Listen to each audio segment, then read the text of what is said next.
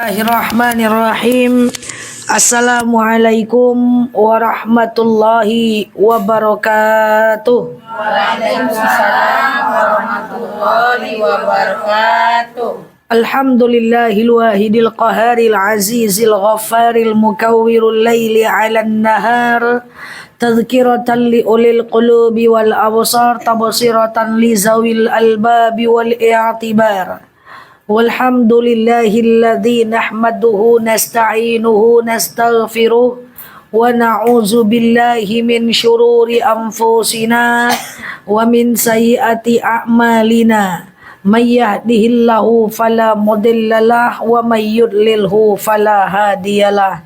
Nashhadu an la ilaha illallah nashhadu anna Muhammadan abduhu wa rasuluh la nabiyya ba'dah amma ba'd. Kama qala Allah ta'ala azza wa jalla fi kitabihil karim, na'udzu billahi minasyaitonir rajim. Bismillahirrahmanirrahim. Ya ayyatuhan nafsul mutmainnah irji'i ila rabbiki radiyatan mardiyah fadkhuli fi ibadi wadkhuli jannati al-ayah. Wa kama qala nabiyyuna Muhammad ibn Abdillah, man salaka tariqan yaltamisu fihi ilman sahalallahu bihi tariqan ilal jannah. Al-hadis sadaqallahul azim. Ibu-ibu, sebelum kita mulai kajian kita berdoa kepada Allah, semoga siapapun kita yang hadir dalam majelis ini, insya Allah Allah sehatkan badan kita, Allah kuatkan jasad kita, Allah tambah roh keimanan kita, Allah luaskan rezeki kita, Allah angkat segala masalah kita, Allah jauhkan kita dari orang-orang zalim, Allah matikan kita dalam keadaan husnul khatimah. Amin. Allahumma amin. Ibu-ibu semua sehat? Alhamdulillah. Baik ibu-ibu, waktu sudah jam 11. Kita akan membahas sekarang tentang bab fiqih munakahat. Jadi sampaikan ini perlu ibu ketahui karena ibu punya anak bujang, punya anak gadis, nanti jadi pelajaran sebelum dia melakukannya. Fikih munakahat ini adalah fikih nikah maksudnya. Kita mulai belajar dari bab ta'aruf sampai bab nikah sampai nanti perpisahan kalau terjadi na'udzubillah. Tapi untuk perpisahan kayaknya ibu sudah tahu lah ya, bab talak ya. Jadi secukupnya aja kita bahas. Ibu-ibu yang saya sayangi karena Allah, salah satu dayus, ibu tahu pernah dengar kata-kata dayus? Salah satu dayus adalah seorang suami atau seorang orang tua yang membiarkan anaknya pacaran. Dia tak cemburu kalau anaknya berduaan dengan orang lain. Itu adalah dayus, tempatnya di neraka. Nah, kemudian seorang bapak atau seorang suami yang membiarkan istrinya membuka auratnya atau auratnya dilihat oleh laki-laki lain, itu juga dayus. Maka dalam Islam tidak ada namanya konsep pacaran, adanya ta'aruf. Kalau kita belum paham, saya kasih paham. Semoga dengan konsep ini kita jadi lebih tahu, oh ternyata seindah itu ya aturan Islam gitu ya. Jadi ibu-ibu hati-hati. Sekarang selagi ibu-ibu mendukung, mengiyakan anaknya berpacaran dan kemudian ada laki-laki datang ke rumah, lalu ibu kemudian buat teh, lalu kemudian ibu meninggalkan mereka dan membiarkan mereka berdua di ruang tamu, senang, bangga kalau anaknya pacaran, maka kita adalah dayus. Dayus tempatnya adalah di neraka. Makanya ibu-ibu dalam agama Islam ada yang namanya konsep itu cuman ta'aruf saja. Apa itu ta'aruf? Ta'aruf itu asal katanya adalah arafa yu'rafu. Artinya adalah saling kenal mengenal. Saling kenal mengenal. Ibu-ibu yang saya sayangi karena Allah, saya coba dulu bedakan antara muamalah dan jinsiyah. Kan saya pernah cerita dalam majelis ini, kalau kita berurusan atau berkomunikasi dengan yang bukan mahram, itu hanya boleh dalam ranah muamalah. Contoh, ibu naik angkot, itu sewa menyewa, upah mengupah. Di angkot tuh cuman ada ibu dengan supirnya doang. Jadi nggak ada orang lain. Orang udah pada turun, Apa ibu tinggal berdua aja di angkot itu? Apakah itu boleh? Boleh, karena dia supir angkot, ada konsep upah mengupah di situ. Itu boleh. Atau ibu pergi ke ruangan atasan ibu. Atasan ibu laki-laki. Dalam hal pekerjaan menyerahkan laporan, ibu masuk ke ruangannya. Tidak ada orang lain di situ. Cuman ibu dengan atasan ibu berdua saja. Apakah itu boleh? Boleh, karena itu adalah muamalah. Atau ibu beli cabai, lalu tukang cabainya laki-laki. Pasar udah sepi, ibu berdua aja lagi sama dia. Boleh? Atau ibu punya supir laki-laki, boleh? Tukang taman laki-laki, boleh? Itu namanya upah mengupah, jual beli, sewa menyewa. Dalam hal muamalah itu boleh. Termasuk ibu berkomunikasi, pakai chatting, pakai telepon. Bang, tolong nanti angkatkan itu ya. Bang, besok jemput berkas ya. Bang, aku pinjam laptop ya. Ke teman-teman ibu yang laki-laki. Itu hukumnya boleh, karena itu hukumnya muamalah. Nah, yang tidak boleh itu adalah jinsiyah. Apa itu jinsiyah? Jinsiyah itu adalah berurusan dengan bukan mahram, tetapi ranah pribadi. Contoh, lagi apa? Kamu di mana? Udah makan belum? Hobi kamu apa? Aku nih lagi sedih loh. Tolonglah bantu aku. Tenangkan aku ya. Nah, itu kepada yang bukan mahram itu berdosa.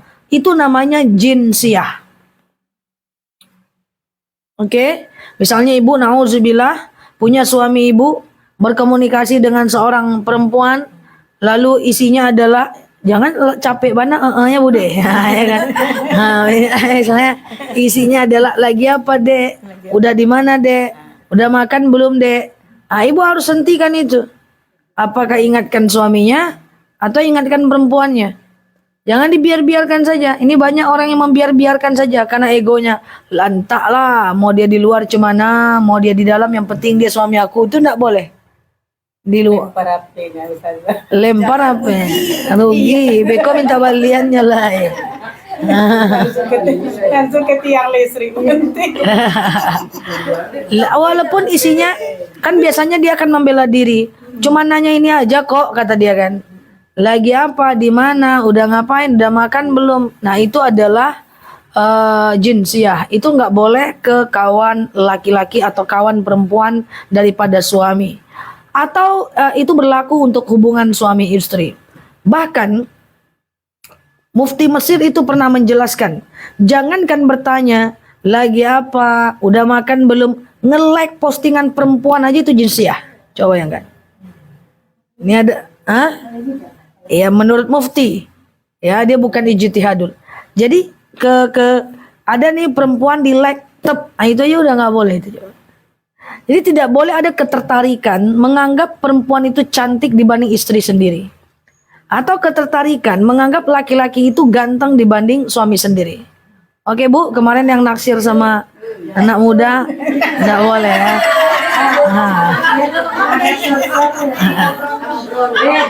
Suka sama berondong. Nah, itu nggak boleh itu dijaga. Makanya konsep dalam agama kita, kalau ketemu dengan yang laki-laki itu ghaddul basar, tundukkan pandangan. Jadi jangan mentang-mentang tabassamuka fima akhaka shadaqah. Senyummu kepada saudaramu adalah sedekah. Asyik sedekah aja dengan semua cewek-cewek, dengan semua cowok-cowok. Dengan suami mari-hari aja orang elo-elo. Itu hati-hati tuh. Nah, jadi itu adalah namanya jinsiyah. Itu juga berlaku bagi anak bujang dan anak gadis kita. Jadi kalau anak bujang dan anak gadis kita suka sekali ngomong dia dengan nauzubillah dengan pacarnya. Lagi apa bang? Di mana bang? Udah makan belum? I miss you bang, I love you bang, bla bla bla. Itu namanya pacaran. Saya berani sampaikan. Pacaran itu tidak akan menjadi jawaban apa-apa setelah menikah. Karena ini biar ibu melarang nih anaknya pacaran nih, ya. Karena pacaran itu hanya akan menenangkan perasaan, dia bisa menutupi informasi tentang pasangan. Nah, ini penelitian. Orang yang memulai dengan pacaran, yang isi chatnya cuman lagi apa, di mana, udah makan belum, I miss you, aku tidak bisa hidup tanpamu, itu sebenarnya dia nggak tahu apa-apa tentang pasangannya. Nah itu konsep pacaran. Banyak orang 9 tahun pacaran, setelah itu dia berpisah. Nah makanya dalam agama Islam yang ada itu adalah ta'aruf. Saya akan jelaskan ta'aruf. Nah ta'aruf itu jauh beda dengan pacaran. Kalau kita melihat dari luar, kan kita suka bilang nih, kalau kita yang nggak, maaf ya, kalau kita yang belum paham ta'aruf, suka kita dengar kata-kata kayak gini. Kalau ta'aruf aja gimana cara kita untuk tahu dia? Lah emangnya dengan pacaran tahu gimana dia? Lagi apa, di mana, udah makan belum? Itu semuanya belum tentu. Berapa banyak orang yang bertanggung jawab saat pacaran, setelah menikah malah nggak bertanggung jawab. Bahkan ada yang nanya sama saya ustazah, saya udah nikah 1 bulan. Saya udah nikah 2 bulan. Lalu saya belum dinafkahi. Gimana cara mintanya? Cara mintanya jadi nggak tahu gimana, coba bayangkan tuh. Berarti kan ada komunikasi yang sumbang. Minta lah kan, paham ya? Nah, jadi pacaran itu tidak akan mendatangkan apa-apa dengan kebahagiaan di masa yang akan datang.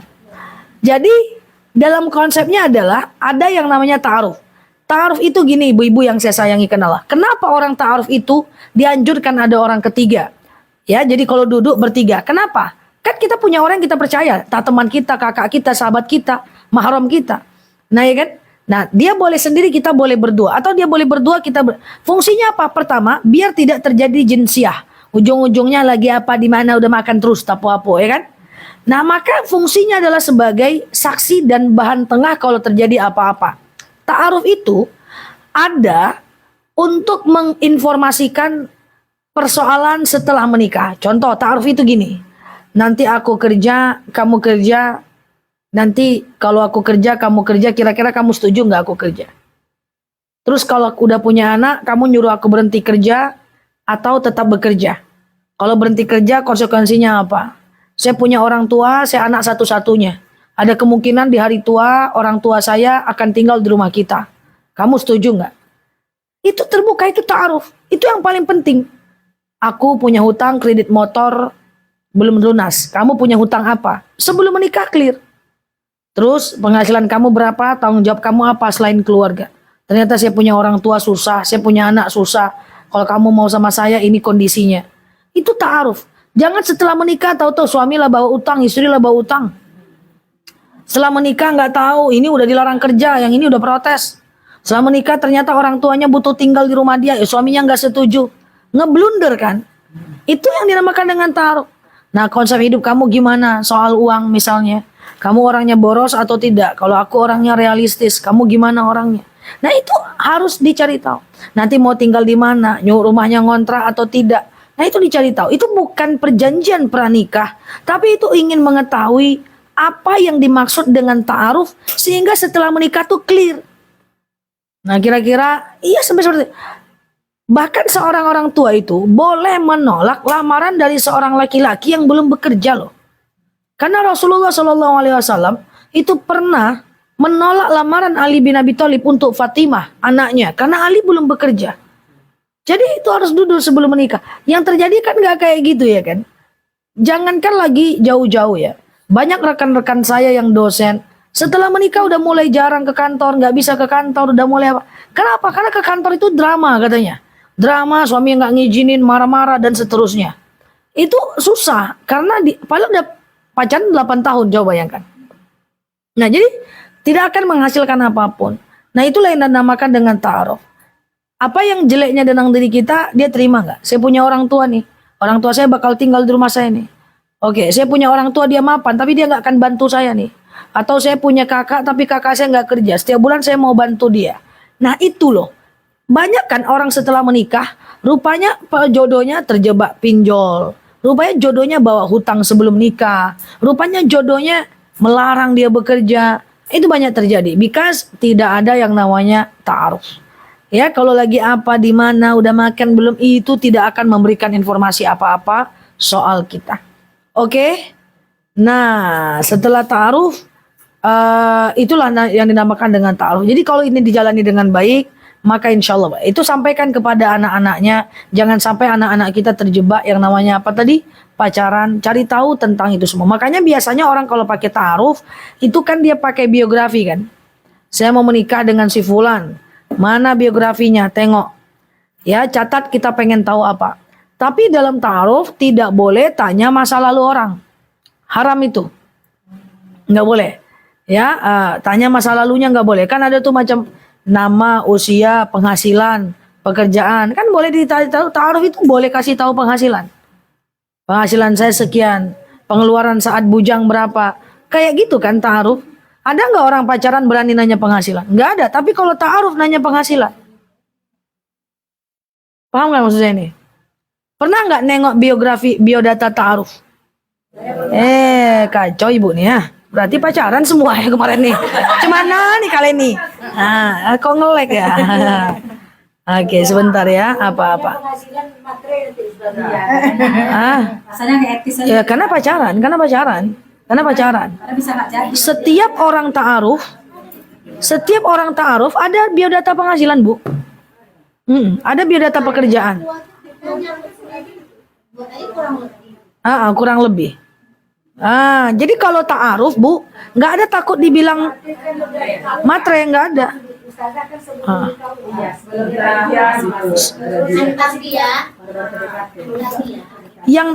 Maksudnya gini loh. Saya maaf, nauzubillah, saya pacaran dengan laki-laki. Itu ada rasa cinta. Lagi apa di mana takut nyakiti hatinya, takut dibilang matre. Itu kan pacaran, Bu. Kalau ta'aruf nggak ada cerita, isi biodatanya memang itu formatnya. Kalau ta'aruf kan tidak ada rasa nggak enak lagi. Kita belum ada perasaan gimana-gimana. Memang ta'aruf itu transparansi. Usia berapa, umur berapa, pekerjaan apa. Saya setuju ta'aruf. Pacaran tuh buang waktu.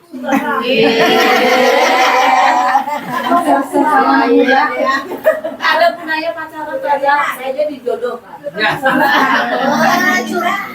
Curhat ceritanya. Oke, iya, setiap ta'aruf itu ada gaji, Bu. Islam itu indah, Bu. Mana lagi yang bisa menggaransi itu? Itu Islam, Bu. Ajaran Islam, hutang berapa, gaji berapa, pengeluaran berapa. Bisa nggak itu ditembus dengan pacaran? Tarik telinga saya kalau bisa. Paham mau saya ini? Nah, ini untuk anak ibu kan udah expired. Jadi kan beda kasus. Lanjut dulu. Kalau ta'aruf nggak ngerti kayaknya, kurasa nggak usah. Nggak ngerti karena tak ada yang menyampaikan dan orang udah seuzon aja kalau kata-katanya ta'aruf. Kesan ta'aruf itu masa ya ta'aruf kayak mana kita mau tahu karakter orang itu? Emang lagi apa di mana lu I miss you I love you tahu karakternya, lebih parah lagi, lebih nggak tahu lagi. Makanya kita sampaikan tuntas. Anak-anak nggak tahu, Bu. Coba kalau pacaran, berani nggak Bude nanya gaji penghasilan calonnya? Nggak berani. Kalau ta'aruf ya ada biodata. Biodata nih laki-laki, nih biodata nih perempuan. Contoh, tempat tanggal lahir, nama, iya kan, hobi, pekerjaan, saudara berapa, iya kan, penghasilan, pengeluaran, hutang, prinsip hidup, itu kan? Lah, enggak pernah ya, kacau nih semuanya. Kayak gitu kan? Iya kan, jadi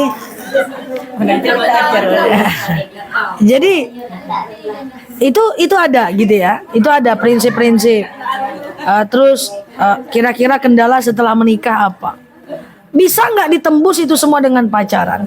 Nggak bisa. Lalu siapa yang berani bilang bahwa ta'aruf itu tidak bagus? Ta'aruf itu adalah satu-satunya cara untuk menentukan jangan sampai beli kucing dalam karung. Nah, sama dengan hukum Islam. Hukum Islam ini dianggap tegas. Curi potong tangan. Tapi orang nggak paham bahwa ketika curi potong tangan tuh dosanya hilang gitu lah. Jadi kalau kita nggak tahu, kita akan Islam tuh gitu kali. Mana bisa kita tahu orang tuh cemana? Emangnya dengan lagi apa di mana emisu tahu? Lebih nggak tahu lagi. Tuh, makanya kita ada yang bilang nanti takut dibilang matre. Itu karena apa? Karena udah terlanjur pacaran. Kalau nggak biasa-biasa aja. Nah, tidak boleh ada kolom masa lalu apa. Nah, itu nggak boleh. Nggak boleh. Masa lalu nggak boleh. Dan ibu nggak perlu nanya masa lalu suami ibu yang udah menikah pun sekarang. Bang, abang dulu pernah punya pacar berapa, Bang? Kau yang ke-21 dek, mati tagak ibu kan kalau bahasa awak ya kan. Ya. Sekarang dalam agama kita ini yang penting adalah kita. Dan dia dengan sekarang bisa ngajak kita kepada ibadah, udah cukup. Nggak boleh ada ta'aruf dalam untuk masa lalu. Oh, saya dulu pernah mabuk, saya dulu seksi, saya dulu apalah semuanya. Itu nggak boleh. Ya, bahwa terima kondisi sekarang, yang penting dia menjadi orang, yang penting dia sudah berkomitmen lebih baik dengan kita. Itu sampaikan kepada anaknya. Nak, ta'aruf aja nak. Ta'aruf nanti kau ketemu sama dia pakai biodata, dia pakai biodata, dia pakai biodata. Tanyakan semuanya. Pas ketemu nanti baru prinsip-prinsip. Kemungkinan setelah nikah apa dan seterusnya. Tapi ada juga yang bisa bohong kan Ustazah, kalau ta'aruf Gimana? berbohong dia. Berdusta ketika? Ta'aruf. Oh, kemungkinannya tetap ada. Makanya ibu-ibu kalau mau validasi bisa kok. Ta'aruf itu kita mau apa aja boleh. Kita mau validasi bisa. Kita mau membuktikannya juga bisa. Nggak ada masalah. Soalnya tetangganya 2 bulan Ustazah susah dia. Nggak pernah disentuh. Dia ngaku Oh, itu bukan dia ta'aruf. usaha bebek. Rupanya ternyata dari nikah bebek itu nggak ada. Setelah itu dia setelah nikah, dia minta waktu sama cewek itu 2 minggu nggak bisa berhubungan katanya. Kan ditutupin ya. Nah, jadi kawan Nina kecewa, nggak mau dia sampai 4 bulan, 2 bulan tuh udah ada lagi sekamar tidur di atas sama di bawah. Sekarang dia kawan Nina keluar dari rumah. Itu bukan karena ta'arufnya, karena oknumnya. Itu bukan karena ta'arufnya. Secara ta'aruf, secara hukum Islam, ta'aruf itu sudah bagus. Sama dengan orang berjilbab. Kok masih ada yang jahat? Itu bukan karena jilbabnya, tapi karena oknumnya. Tapi secara objektif sebuah hukum, ta'aruf itu adalah sesuatu yang bagus. Ibu pakailah ke anak-anak ibu. Daripada lagi apa di mana ndak jaleh itu.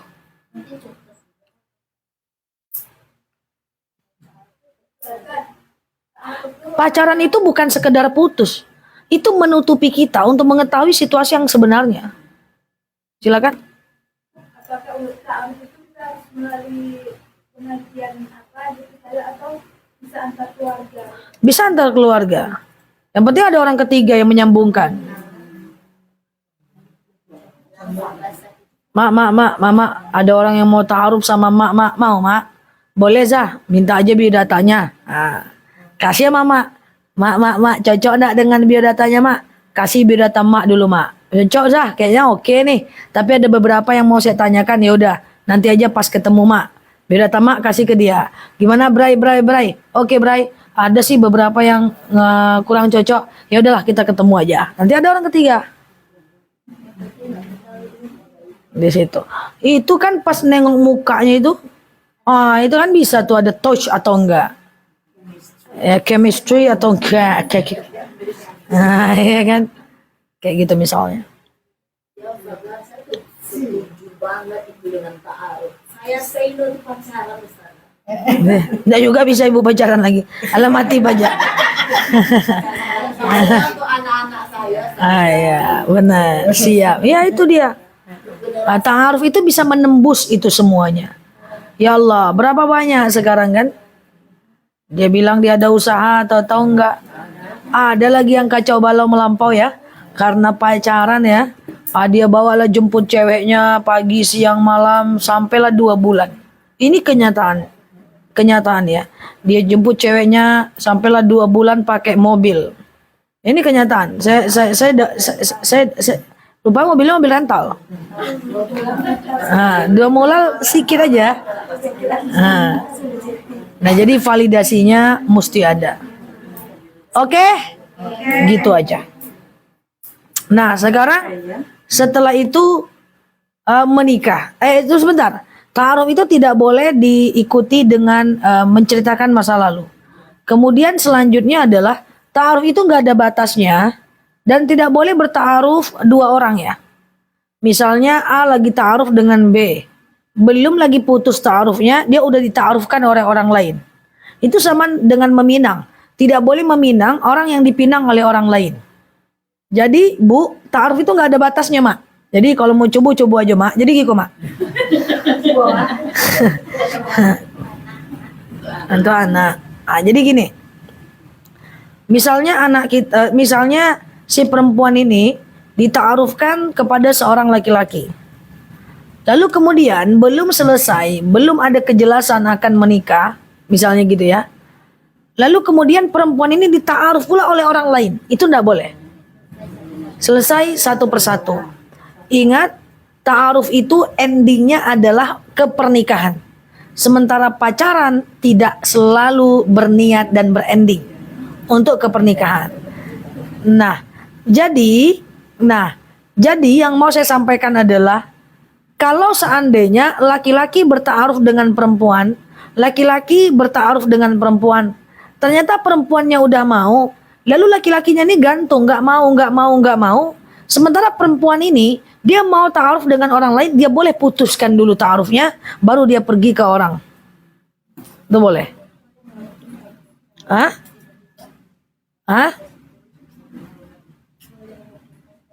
Boleh, nggak ada masalah. Kalau pacaran diputuskan, toksik kan. Tolonglah kau gitu kali, ternyata selama ini janjimu palsu, balik lagi. Putus sambung. Ya. Jauh kali beda pacaran dengan ta'aruf tuh, jauh kemana-mana itu. Kalau udah pacaran nggak bisa ya putus-putus gitu aja doh. Dia amuk ya kita. Oke?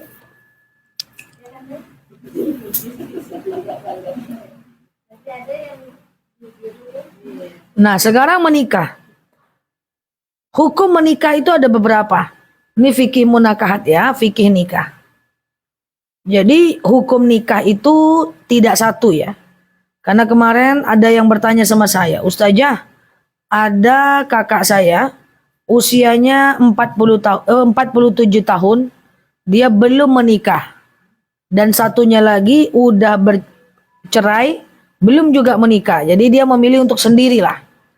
Itu katanya Ustazah, ada dalil yang menyebutkan siapa yang tidak ikut sunnah Rasul, maka bukan bagian dari umat Rasul. Menikah adalah sunnah Rasul, berarti yang tidak menikah berarti tidak mengikuti sunnah Rasul. Itu untuk seluruh hukum ya, bukan untuk nikah aja hadis itu. Wa man lam yarda bi sunnati falaisa minni. Siapa yang tidak ikut sunnahku bukan bagian dari diriku.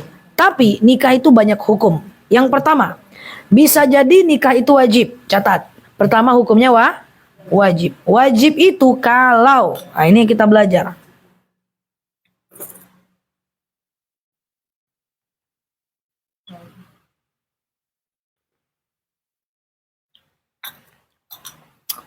Wajib itu kalau pertama, dia sudah bisa memenuhi kewajibannya sebagai seorang suami atau istri. Kalau calon suami sebagai laki-laki dia udah mapan, dia udah bekerja, dia udah bisa menafkahi istrinya, gitu ya. Kalau perempuan dia sudah soleha, ilmunya udah cukup, gitu ya. Dia wajib menikah kalau dia sudah bisa memenuhi kewajibannya sebagai seorang suami dan istri, serta kalau tidak menikah dia bakal berzina. Dia tidak sanggup menahan nafsu syahwatnya, maka dia wajib nikah. Orang kayak ginilah yang kalau nggak nikah dia berdosa. Pertama apa tadi? Dia sudah mapan, sudah bisa memenuhi kewajiban, tapi kalau dia tidak menikah, dia itu tidak bisa menahan nafsunya. Dia terjebak dengan zina. Pokoknya dia syahwatnya nggak bisa dia tahan. Sementara dia sudah mapan. Dia wajib nikah itu. Kalau dia nggak nikah, dia berdosa itu. Paham?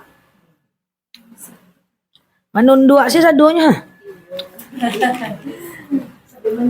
Sambil mencatat Ustazah. Dengar ke Ustazah. Paham kali ini? Dia sudah mapan.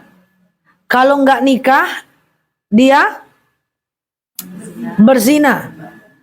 Pokoknya dia susah lah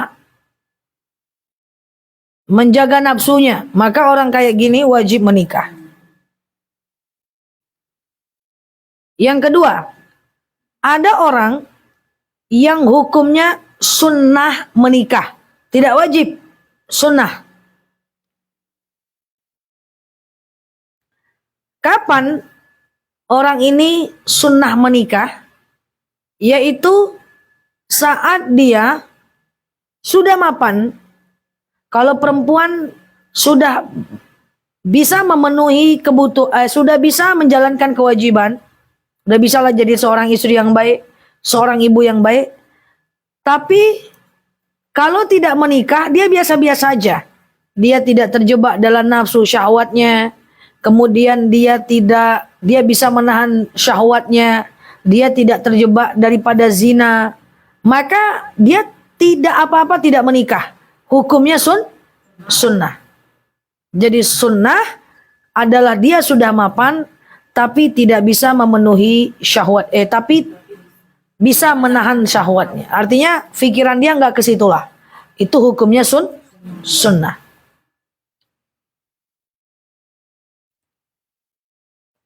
Tadi kalau wajib mapan tapi nggak bisa nahan.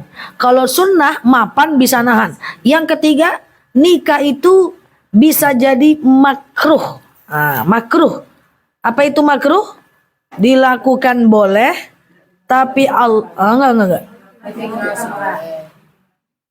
Makruh?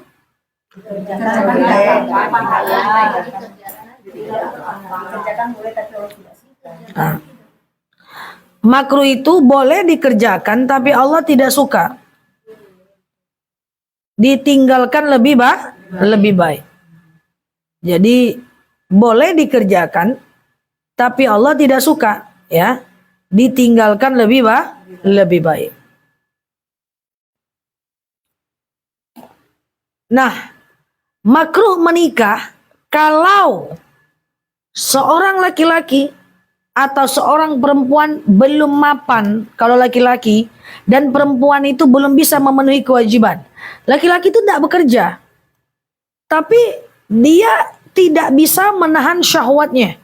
Dia makruh menikah. Maka untuk menahan syahwatnya, dia dianjurkan berpuasa dan berolahraga. Jadi kalau ibu ada anak yang belum bekerja,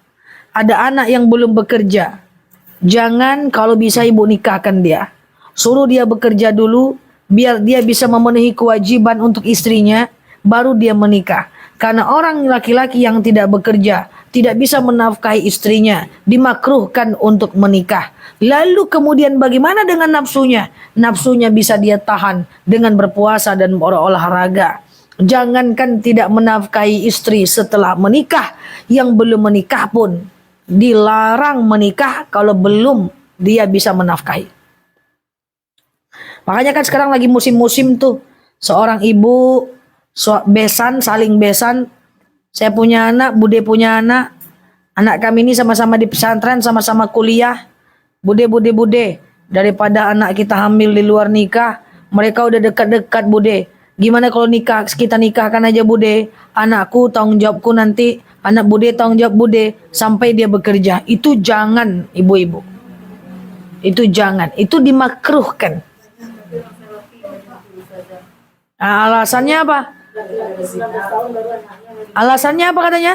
Takut zina. Padahal dia menghindari zina, masuk ke jurang, dia wajib menafkahi istrinya, itu fardu ain.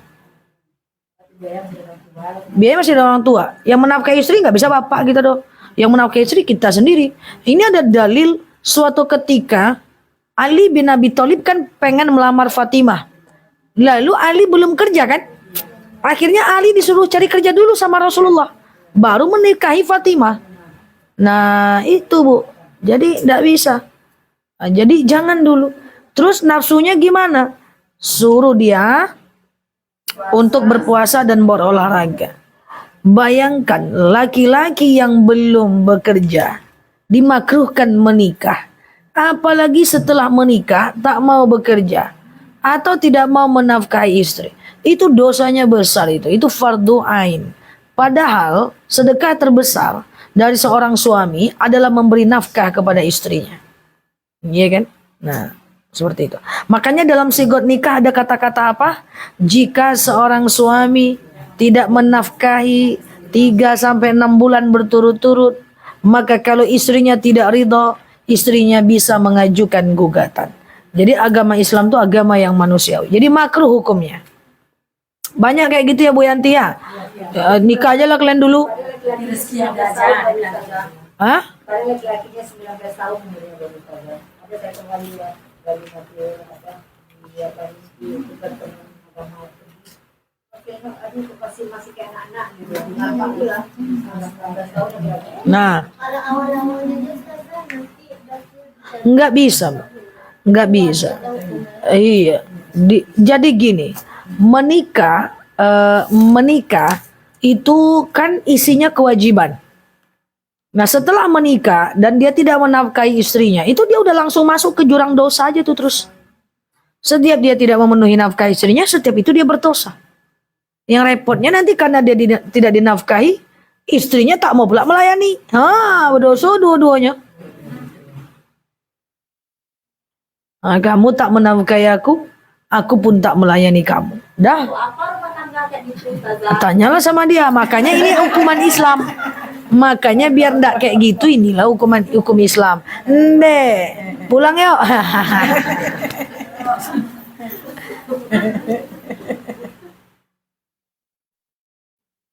Gitu kan Kak ya? Itu apa? Bukan sekedar untuk apa rumah tangga yang kayak gitu, tapi itu rumah tangga penuh dengan dosa. Karena inti dari rumah tangga dan menikah adalah mengantarkan kepada ibadah toh. Tapi kalau rumah tangga itu sudah tidak mampu mengantarkan kepada ibadah, suami tidak menafkahi, istri tidak melayani, dia menghina, kita menghina, dia menghujat, kita menghujat, dia memukul, kita balik tendang, gitu kan? Itu sudah, pernikahan itu sudah tidak mampu mendatangkan kepada ibadah. Maka dalam hal ini dibolehkan berpisah. Agama Islam itu satu-satunya agama yang dibolehkan berpisah. Kenapa? Karena agama Islam ini agama yang masuk akal, realistis. Jangan coba-coba dengan agama Nasrani. Orang Nasrani tak boleh pisah. Mau dia, nikmati aja. Tahan nggak dingin. Mau bantu. Agama Islam ini agama yang sangat manusiawi, realistis. Walaupun Allah tak suka.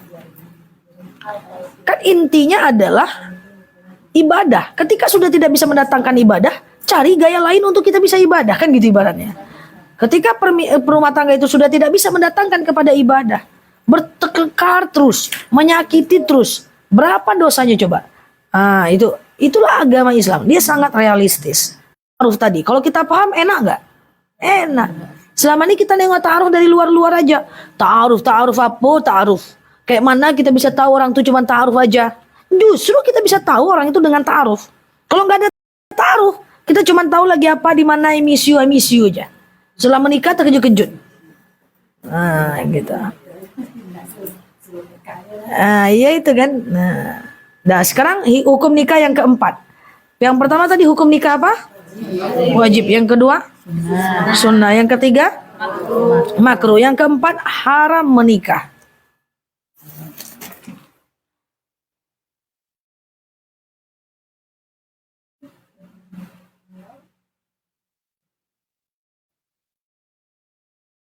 Haram menikah. Kapan seseorang haram menikah? Ya dia punya sakit. Laki-laki dia punya sakit. Susah pula menyebut nama penyakitnya di sini ya. Yang penting paham kan? Laki-laki dia punya sakit, perempuan dia punya sakit. Maka dia diharamkan menikah. Oke? Nah, inilah hukum nikah ibu-ibu. Jadi kalau ada yang nanya sama saya, Ustazah, kakak saya usia 50 belum nikah. Sekarang saya tanya, apakah dengan belum nikah dia berzina? Kalau dia berzina ya dia berdosa. Dia tidak ikut sunnah. Berarti dia nomor 1 tadi harusnya wajib nikah, betul? Tapi kalau dengan menikah dia tidak berzina, entah dia punya fokus lain dan seterusnya, maka dia masuk ke nomor 2. Kalau dia tidak menikah karena dia itu belum bekerja, dia masuk ke poin nomor 3. Sama dengan hukum wudu. Hukum wudu itu ada 2. Pertama wajib kalau mau sholat, kalau mau tawaf. Yang kedua sunnah saat mau zikir, saat mau majelis taklim, saat mau mengaji, saat mau berhubungan badan. Nah kalau mau mengaji Al-Quran ini ulama berbeda pendapat. Ada yang bilang wajib juga. Ya kan gitu misalnya.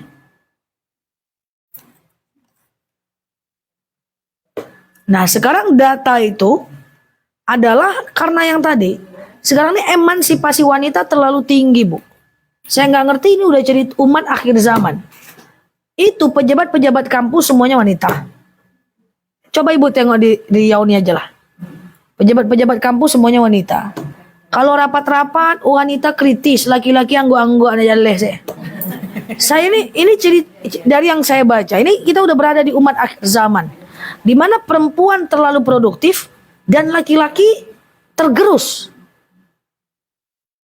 Terasa Bu, di rapat-rapat itu perempuan aktif, bekerja betul-betul.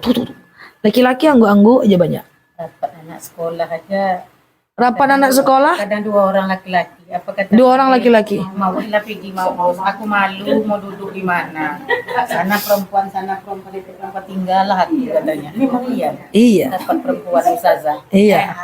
Anak-anak. iya, Anak ibu-ibu ini lah yang selalu apa laki-laki pada dunia jadi enggak Iya. tahu beritanya apa. iya, iya. Dapat anak sekolah. Itu kita ciri umat akhir zaman. Ciri umat akhir zaman. Emansipasi wanita berlebihan. Sebenarnya bukan karena salah laki-lakinya juga sih. Perempuan ini banyak kali kerajo, sado ke di kerajoan. Akhirnya lapangan pekerjaan rata-rata diambil oleh perempuan. Coba ibu perhatikan, perawat-perawat, dokter-dokter, bidan-bidan di rumah sakit, itu ada 1-2 rumah sakit di sini, saya tak sebut nama, semuanya hanya mau perempuan. 100% di rumah sakit itu perempuan, sampai satpamnya pun perempuan. Nah ibu tahu saya sebut instansinya. Karena perempuan itu lebih produktif, lebih bertanggung jawab. Iya dong? Zaman sekarang. Nah, kita tidak ingin mendiskreditkan laki-laki. Tapi yang terjadi adalah yang tadi pada akhirnya. Si perempuannya terlalu aktif, si laki-lakinya kehilangan lapangan pekerjaan. Ini adalah efek dari emansipasi. Nah, ini ciri tanda akhir zaman. Nah, bahkan ada kasus-kasus di mana wanita itu bekerja dan memberi nafkah kepada suaminya. Suaminya yang mengerjakan pekerjaan itu di rumah. Kalau ridho sih nggak ada masalah.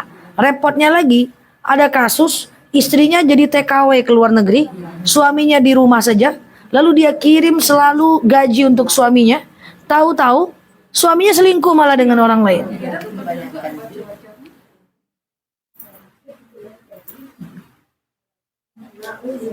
Nauzubillah summa nauzubillah terjadi di anak cucu kita. Maka sebelum menikah tuh caliak dulu dengan ta'aruf tadi. Jangan ngangak-ngangak saya ibu-ibu. Jangan ngangak-ngangak aja. Biar ajalah nyusuko, biar ajalah nyusuko, biar ajalah kamangawa inyo yang akan jalani kehidupan. Nggak bisa kayak gitu doh Bu. Bahwa orang tua punya fungsi sebagai wali. Wali kan kita mau meninggal. Kita udah mau meninggal nanti. Yang menjalani kehidupan dia. Nah, biar ajalah, dialah, terserah anakku ajalah. Nah, itu nggak boleh itu kayak gitu tuh. Ya mesti ta'aruf jelas. Karena kalau seandainya ta'aruf, dia mau dengan anak kita, dia akan kasih tahu kok apa yang terjadi pada diri dia. Oke? Hati-hati satu lagi. Ketika ada laki-laki yang ibu terlanjur anak ibu berpacaran dengan seorang anak ibu perempuan, dia laki-laki toh, setiap hari dia ada buat anak ibu. Atau dia dekat dengan keluarga ibu. Ibu mau pulang kampung dia antar. Anak ibu mau kemana dia antar. Anak ibu mau kuliah dia antar. Curigailah laki-laki itu. Jangan-jangan dia nggak produktif dan nggak kerja. Dan nggak ada tanggung jawab untuk dirinya. Dia selalu ada buat perempuan. Itu curigai itu.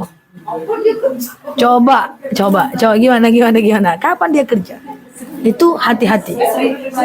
Itu bukan orang yang sayang, tapi jangan-jangan dia nggak responsibel dengan dirinya.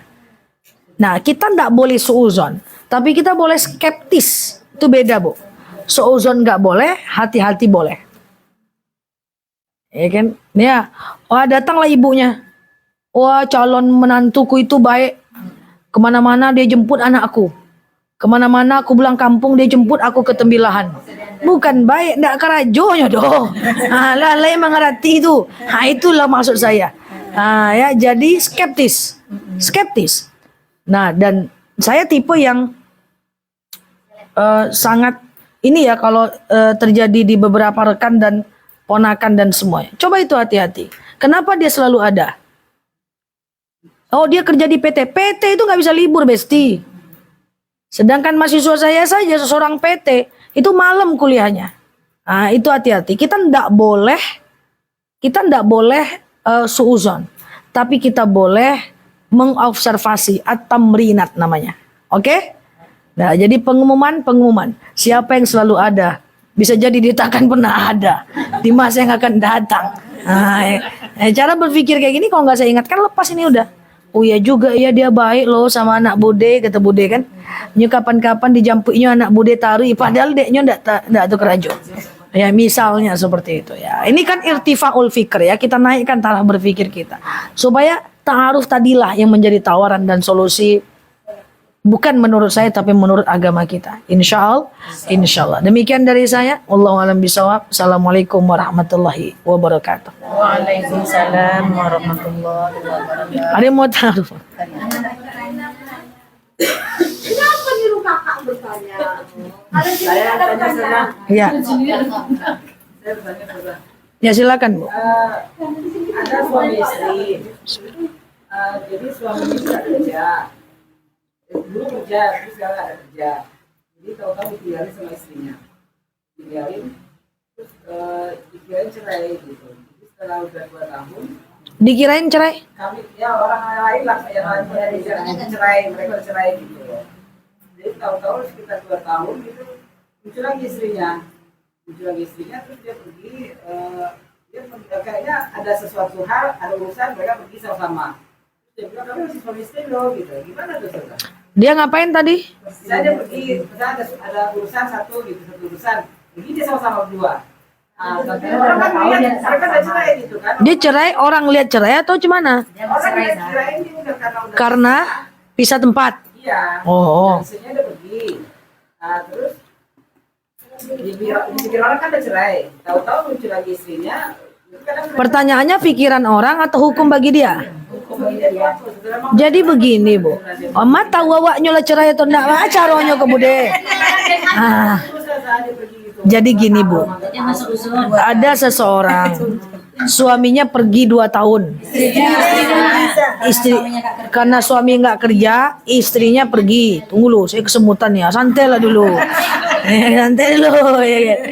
Semut, elok-elok lah mut. Misalnya si istrinya pergi. Istrinya pergi 2 tahun karena suaminya tidak bekerja. Ditengoklah oleh masyarakat, ternyata istrinya itu mereka damai lagi berdua nih. Nah, masyarakat bingung saja. Itu udah cerai atau rujuk lagi? Nggak usah pikirin masyarakatnya, kita fokus ke dia aja. Jadi begini, ketika istri keluar dari rumah atau suami yang keluar dari rumah, berpisahlah 2 tahun, 3 tahun, kayak gitu kan. Berpisahlah 2 tahun, 3 tahun. Itu kalau nggak ada kalimat talak, nggak jatuh talak loh Bu. Nggak jatuh talak loh.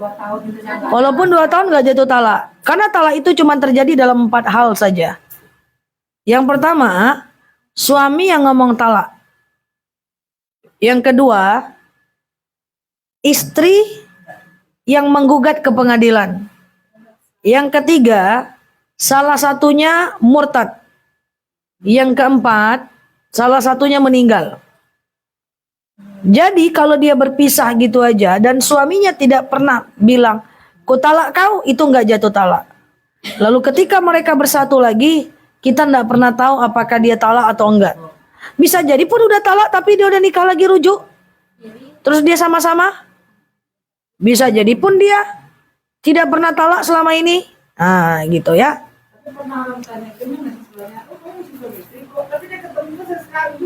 Ya biarkan urusan dia.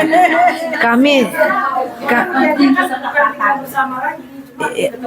nggak apa-apa. Suami ketemu istri sekali-sekali nggak apa-apa. bercerai. Tidak tinggal bersama. Iya, bukan berarti dia bercerai. Kami 6 bulan dia tidak sebelum. Nggak mungkin saya yang biayai suami saya, digituinnya. Nggak mungkin saya biayai suami. Sementara suaminya kan nggak kasih dia nafkah. Terus Nggak cerai. Kecuali istrinya nggak ridho, dia menggugat suaminya. istrinya bilang, nggak mungkin dia tinggal sama saya yang biayai dia. Ya sama, selagi istrinya nggak tinggal sama suaminya, tapi kalau suaminya ridho nggak ada masalah juga. Jadi intinya ada beberapa kemungkinan. Pertama, dia tidak pernah cerai. Yang kedua, dia cerai dan udah rujuk lagi. Persoalan dia bareng-bareng atau tidak setelah dia menikah, itu urusan mereka. Selagi mereka ridho, nggak ada masalah. Ya. Oh itu kalau dia menceritakan suaminya ke orang, babnya bab ghibah. Tapi ghibah apakah dia bercerai belum tentu. Jadi kalau nyoba cerita jangan atau tanya pula makin gibah nih kadang-kadang dia cerita gitu ya makin cerita dia nanti. Ridho gitu kan. Kalau dia cerita sama orang, aku nggak pernah ngasih uang, nggak pernah ngasih nafkah. Iya kalau dia nggak ridho dia harus pergi ke pengadilan, jatuhkan talak baru jatuh talak. Itu dia ceritain. Iya tapi nggak jatuh cerai selagi dia belum ke pengadilan, dia kan perempuan. Iya kan? Kalau nggak ridho pergi ke pengadilan jatuh talak. Tapi kalau dia nggak ridho cuma dalam hati aja, itu nggak akan jatuh cerai. Karena perempuan nggak bisa menalak. Apalagi menalak cuma karena gosipin suaminya. Ya, dia hanya bisa menalak pergi ke pengadilan. Kalau sekedar aku nggak ridho, syalalala itu tetap nggak jatuh talak. Ceraikan aku nggak bisa kalau suaminya nggak bilang nggak.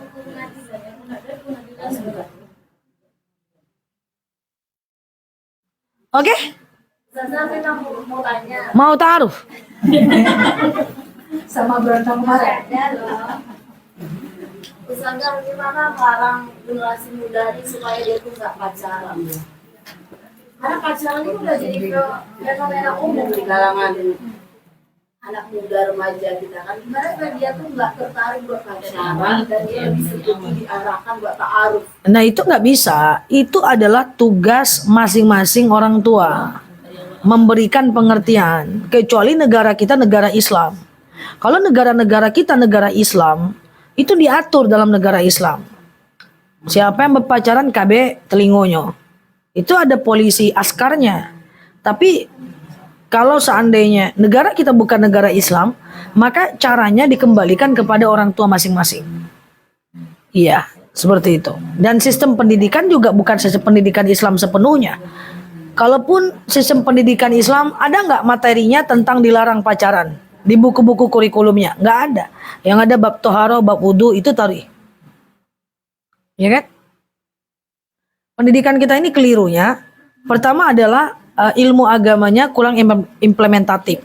Sehingga sampai tua, nggak ngerti apa yang mau diamalkan. Monoton gitu aja. Nggak ada untuk soal kehidupan. Ya kan termasuk jangan ta'aruf, jangan pacaran, ta'aruf aja. Andai kan itu adalah dalam buku agama, mungkin itu jauh lebih bagus. Tentang talak, berapa banyak orang yang nggak ngerti. Mau nikah, harusnya ada pendidikan pranikah, talak 1, talak 2, talak 3.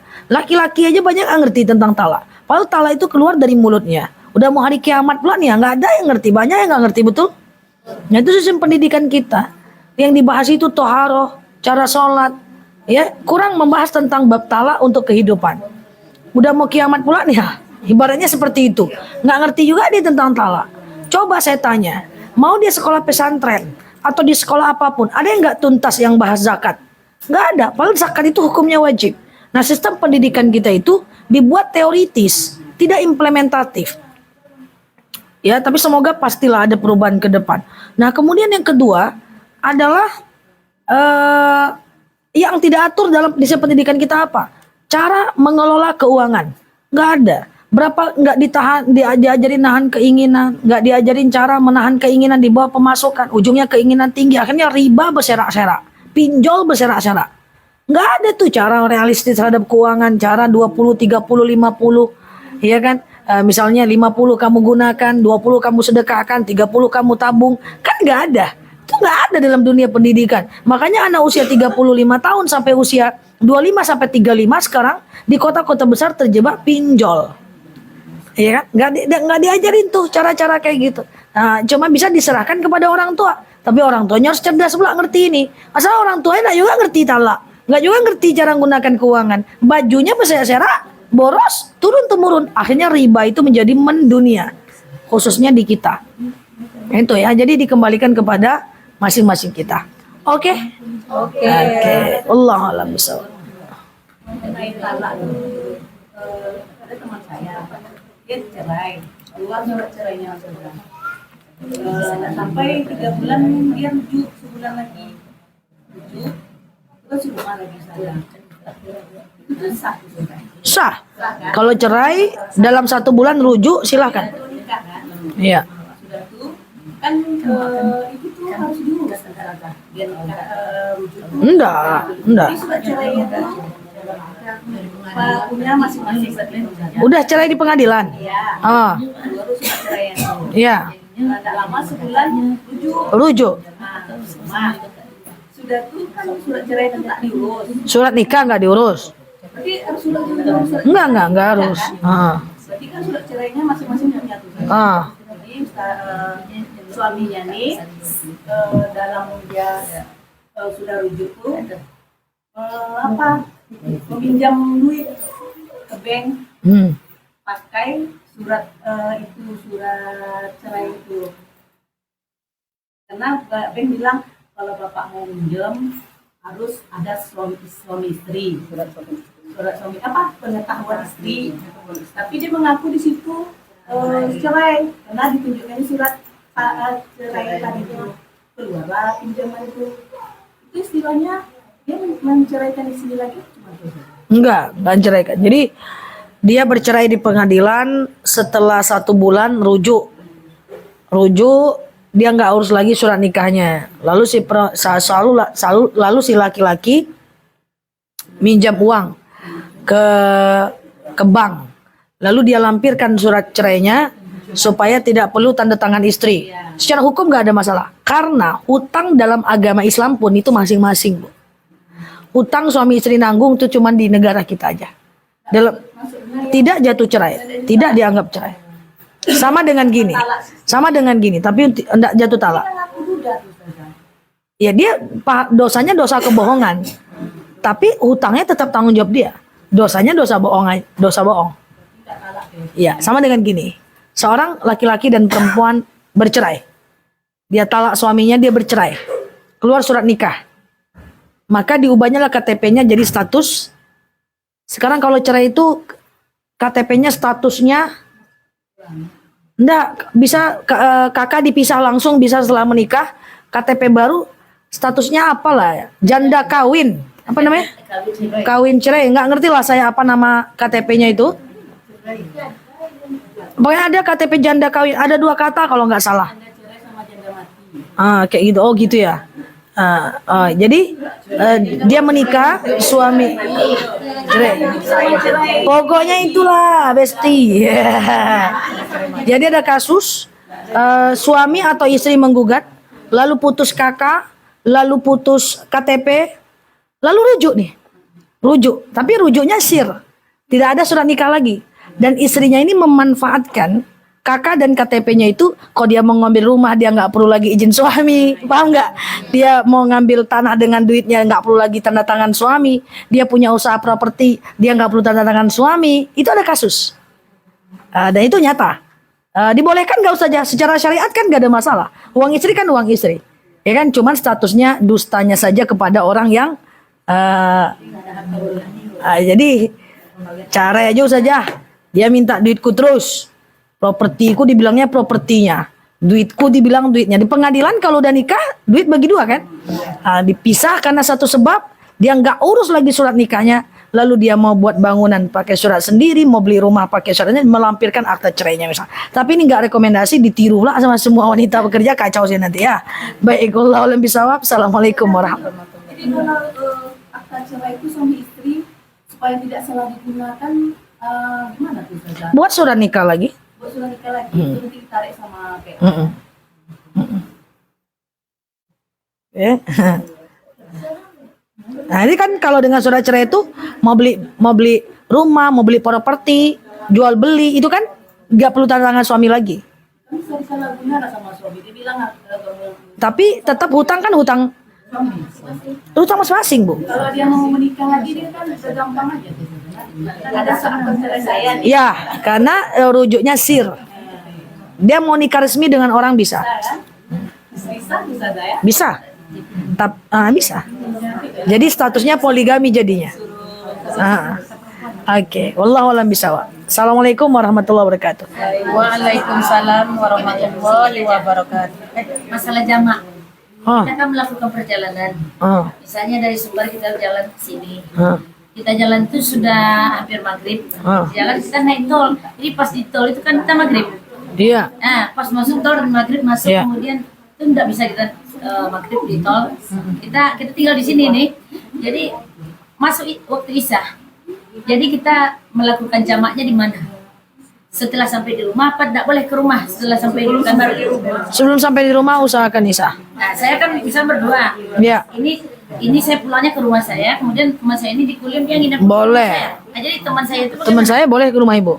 oh gitu ya. Ah, Teman boleh jamak. Teman boleh jamak Boleh. ke rumah kita tidak boleh. Jadi Boleh. sebelum masuk Iya. ke rumah kita harus jamak di luar. Iya. Kita kasih lupo. Oke. Lupo ini. Iya. Baik. Allah alam bisa. Makasih ya Bu. Makasih. Assalamualaikum warahmatullahi wabarakatuh. Silakan Bu De.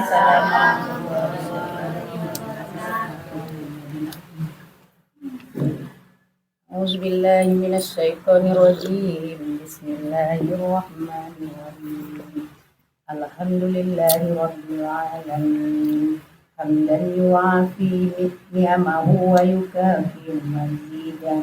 Ya Rabbana lakal hamdu wa lakas syukru yanbaghi jalali wajhika wa azimi sultan. Allahumma sholli ala sayyidina Muhammad salatan tunajjina biha min jami'il ahwali wal afat wa taqilana biha min jami'il hajat wa tutahhiruna biha min jami'is sayyi'at wa tarfa'una biha indakal a'la darajat wa tuballighuna biha aqsal ghayat min jami'il khairat bil hayati wa ba'dal mamat. Innahu sami'un qaribun mujibud da'wat wa yaqdil hajat. Allahumma inna nas'aluka salamatan fid din wad dunya wal akhirah wa afiyatan fil jasad wa sihatan fil badani wa siyadatan fil ilmi wa barakatan fil rizqi wa taubatan qoblal maut.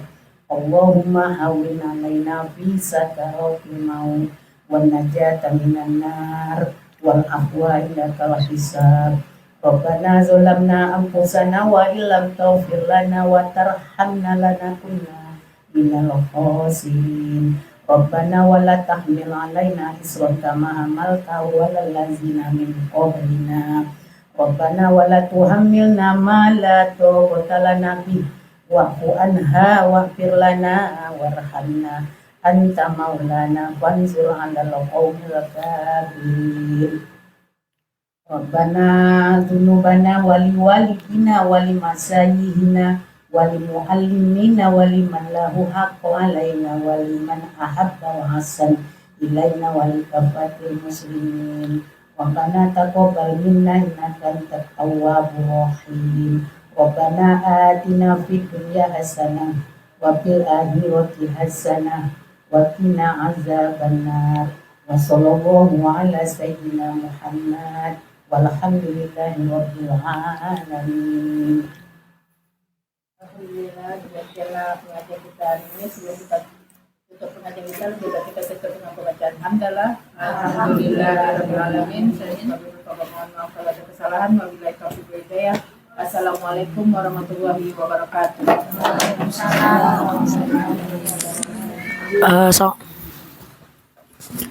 Assalamualaikum warahmatullahi wabarakatuh. Teman-teman, thank you ya yang sudah mampir ke kanal aku. Teman-teman yang baru mampir boleh klik foto yang ada di atas, kemudian follow, aktifkan tombol loncengnya ya, agar teman-teman dapat video terbaru dari aku. Yang terlambat hadir siang ini, teman-teman boleh ke sebelah ya, teman-teman boleh ke channel aku, dan yang terlambat hadir boleh lihat ilmunya di channel aku juga ya. Salam kenal dari aku buat teman-teman yang baru mampir di kanal aku ini. Semoga sebentar ya guys.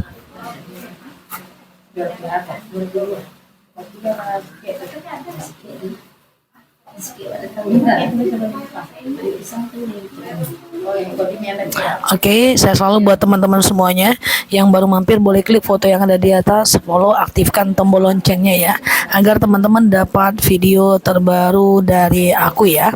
Dan saya selalu ya buat teman-teman semuanya, sampai ketemu ya di live berikutnya ya teman-teman ya.